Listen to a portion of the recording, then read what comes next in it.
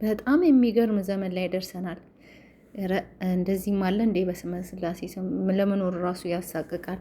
ሰላም ሰላም! ውድና የተከበራችሁ ቤተሰቦቼ እንዴት ከረማችሁ? እኔ እግዚአብሔር ይመስገን ደህና ነኝ። ሰላም እግዚአብሔር በያላችሁበት ብዝት ይበልልኝ። ውዶቼ ሰላም ናችሁ?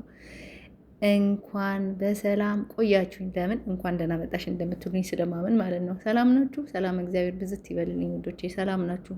ሰላም ናችሁ? ሰላም እግዚአብሔር ብዝት ይበልልኝ እያልኩኝ ዛሬ በመምህር ተስፋዬ ትምህርት መጥቻለሁ። በተለይ ገጠመኝ 210 በጣም የሚገርም የሚደንቅ ነገር ነው እና መስማት ከፈለ 210ን ብትሰሙት እውነት በጣም ነው የሚገርመው ምን ያህል ርቀን እንደሄድን ማለት ነው። እናቶቻችን ሳያቆሙን እያወቁ ምን እያደረጉ እንዳለ ብትሰሙ በጣም ነው የሚገርመው። እኔ በጣም ነው የገረመኝ ማለት ነው። በተለይ ዛሬ ያስተማረው ትምህርት በጣም ደስ ይላል። ምንድን ነው መሰለኝ የተማርኳችሁ አማትበን ስንበላ በስመ አብ ወወልድ ወመንፈስ ቅዱስ አሐዱ አምላክ ብለን አባታችን ብለን፣ ያው ሌላ ጊዜም እናማትባለን ልትሉ ትችላላችሁ። ግን ስናማትብ በትኩረት ልባችንን አንድ ቦታ አድርገን የምንበላው ምግብ ላይ ረክዘን ያስተውለን አማትበን ምግቡ ላይ አባታችን ሆይ ብለን ስንበላ የማዛጋት የማንጠራራት የሆነ ምግቡ ለመብላት እንደዚህ አፋችን የሚያስከፍተን መንፈስ እንደሆነ ሲነግረን ማለት ነው። ምንድን ያለው መሰላችሁ? ከትምህርቱ የተረዳሁት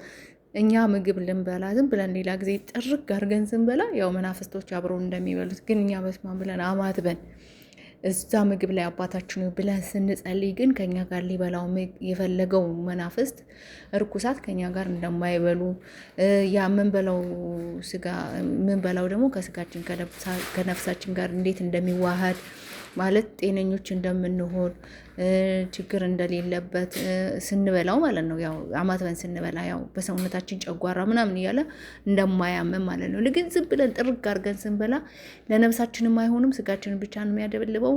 የተመቸን ይመስለናል፣ ግን ከኛ ጋር መናፍስቱ ይበላሉ፣ አብረውን ብዙ ነገር ያደርጋሉና መምህራችን የሚያስተምረው ትምህርት በጣም የሚገርም ነው። በእርግጥ ያው ክርስቲያን ሁሉ በስማም ብሎ ሳይበላ የለም፣ ሁሉም በየእምነቱ በራሱ እየጠራ ይበላል። ግን በስማም ማለታችን ሳይሆን አስተውለንና ልብ ብለን አባታችን ሆይ ብለንበት እማምላክ በስትንፋስ ሽፍበት ቅዱስ ገብርኤል በብርሃነ መስቀል ባርክልን ብለን መብላት እንዳለብን ያው ያስተምረናል ማለት ነው። ከዚህ ምንድን ነው እውነት ነው። አንዳንዴ በልተን ጨጓራችን የሚያመን ምግቦች አሉ። ሰውነታችን ቦርጭ ሆኖ ሰውነታችን የሚያበላሹ አሉ። ያንን ነገር ከኛ ጋር ሊበላ የፈለገውን በውስጣችን ያለው እርኩሳ መናፍስት አብረን የተወለድን ብዙ መናፍስቶች አሉ። ቡዳ አለ፣ የተበላንበት ነገር ቡዳ ሊኖር ይችላል። ዛሬ ከቤተሰቦቻችን አብረን የተወለድንበት ነገር ይችላል። ያ ነገር ስናማትብበትና ጸሎት ስናደርግበት አብሮን እንደማይበላ ማለት ነው። ሁለተኛ ደግሞ ዛሬ የተማርኩት ገጠመኝ ከ210 ላይ የተማርኩት ማለት ነው። በስመ አብ ወልድ እሱ ደግሞ ይዘገንናል። ልጆቹ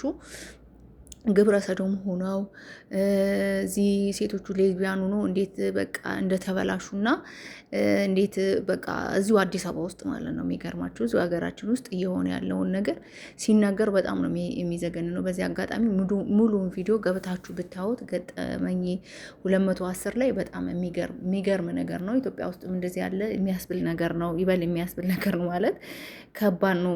ልጆች ወልዶ ማሳደግ በዚህ ዘመን እኔ ይከብዳል ማለት ነው። እና የእነዚህ ልጆች እናት ምን አድርገው ነበረ?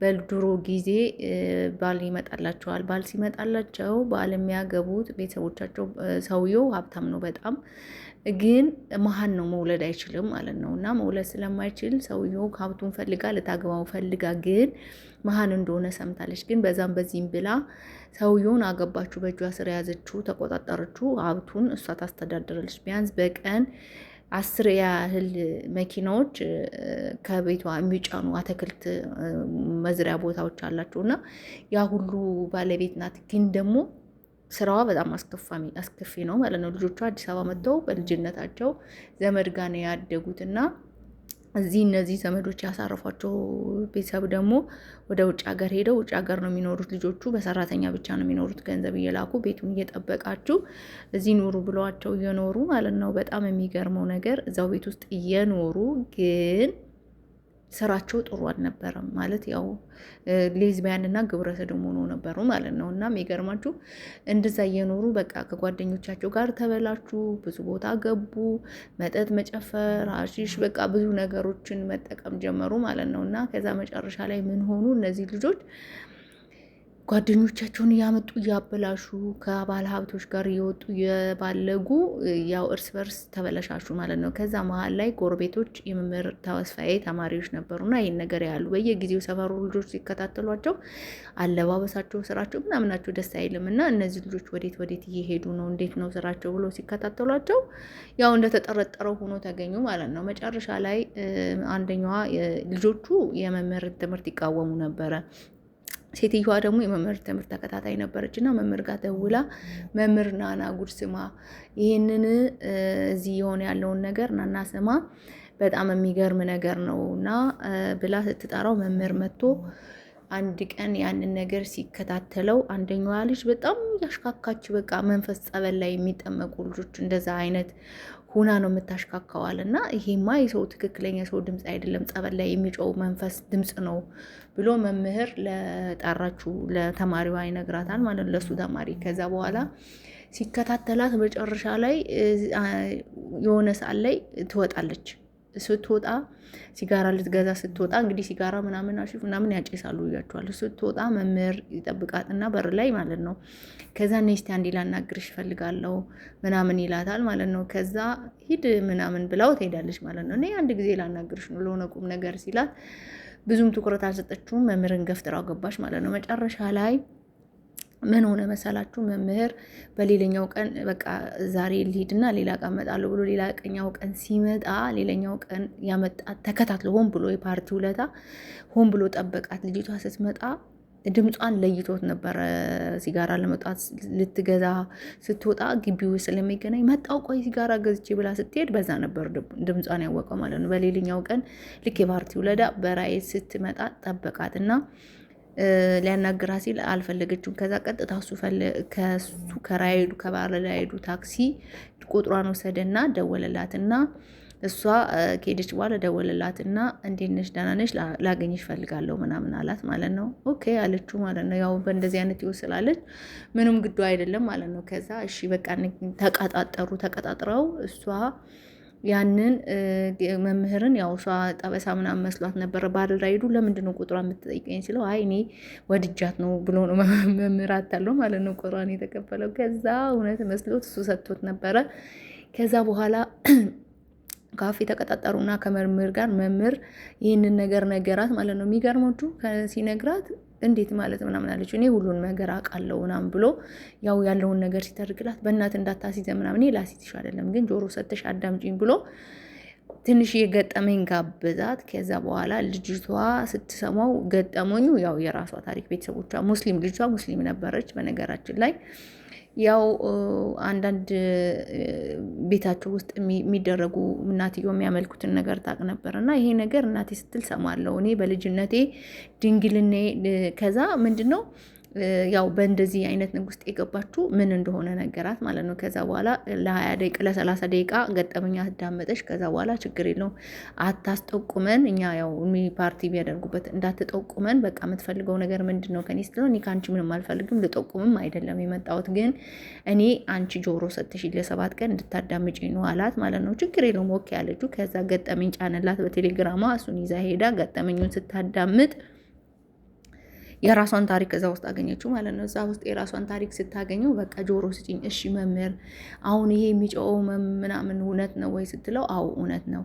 ከዛ እሺ ወስዳ አስጠምቀኝ አለችው ማለት ነው። ወስዶ ጸበል ሲያስጠምቃት የሚገርማችሁ እሷ አለች ስታወራ ልጅቷ በጣም የሚገርም ነገር ነው። ይሄን ያህል ጭንቅላታችን ተሰውሮ በመንፈስ እንሄዳለን ማለት ውሸትን እንዳትሉ ገጠመኙ 210 ላይ ገጠመኙ ገብታችሁ አዳምጡት ማለት ነው መምህር ተስፋዬ እና ከዛ ልጅቷ ወስዶ ሲያስጠምቃት ልክ ልትጠመቅ ስትገባ ተሰውራ ነው የምትገባው። ራሷን አታቆም። ስትወጣ በስብሳ ነው ራሷ የምታገኘው። እና ለምንድን ነው ጸበል የረጫችሁኝ ትለዋለች መምህር ተስፋዬን።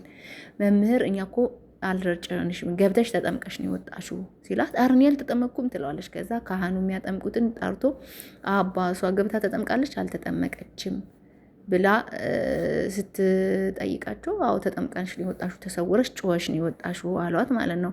እኔ አላምንም በቃ ሌላ ጸበል ወሰደኝ ምናምን ትለዋለች። ሌላ ጸበል ወሰዳት። ሌላ ጸበል ሄድ ሲወስዳት የሚገርማችሁ ሌላ ጸበል ላይ እሱ ቀጥታ ምን አደረገ? ሌላም ጸበል አልወሰዳትም። የጸሎት ቤት ይዟት መጣ።